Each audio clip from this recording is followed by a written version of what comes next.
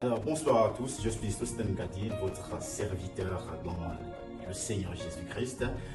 Nous sommes dans notre émission Oïda, qui consiste à parler du Seigneur. Oïda, qui signifie la révélation de la connaissance de Dieu. Alors, je ne suis pas sûr, je suis accompagné de Madame Ismaïla. Bonsoir, Madame. Bonsoir, monsieur Sosten Gadi. Comment allez-vous? Je vais bien, merci. Merci. Gloire à Dieu. Alors, ici, cette émission ce soir, nous allons partir d'un livre de Pasteur Christ Oyakhilome qui est intitulé Comment prier efficacement. Et nous allons nous arrêter sur le chapitre 3 de ce livre, qui est la prière de pétition. Alors, nous avons ici deux exemples, celui d'un étudiant et celui d'un papa qui attend son enfant. Alors, je vais lire le chapitre 3, juste la page 59. Je lis, il est écrit: si vous êtes étudiant, vous ne pouvez plus continuer à prier alors que les examens commencent le lendemain matin. Vous connaissiez la date des examens.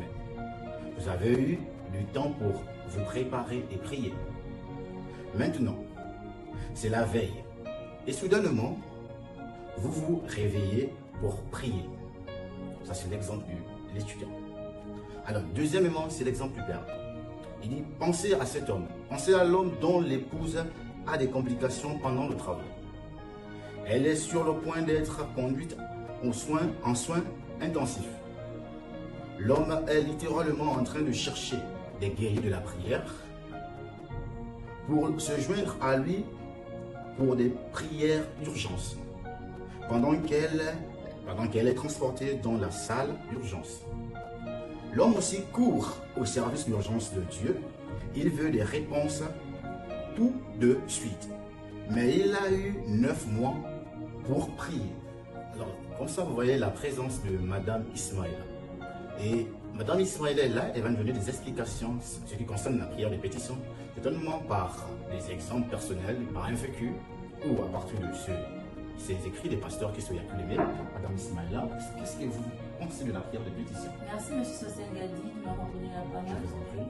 Alors, ce soir, je vais vous édifier sur la prière de pétition et je vais vous donner un exemple personnel. S'il y a des ondans, monsieur Sosten Gadi va nous éclairer. Alors, nous allons prendre la phrase d'accroche du pasteur Chris sur la prière de pétition.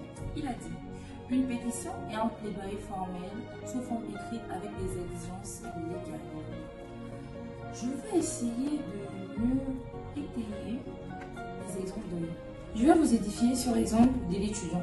Je tiens à signaler que je suis une étudiante, donc je suis la mieux placée pour vous dire quel comportement nous adoptons à l'approche des examens.